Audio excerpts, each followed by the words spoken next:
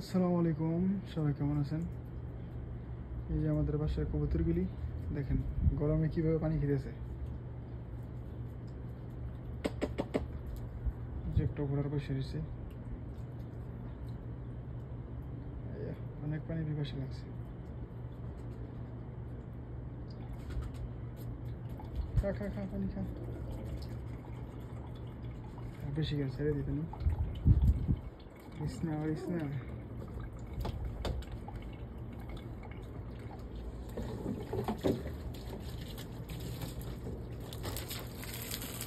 বেশি করে পানি খাইরা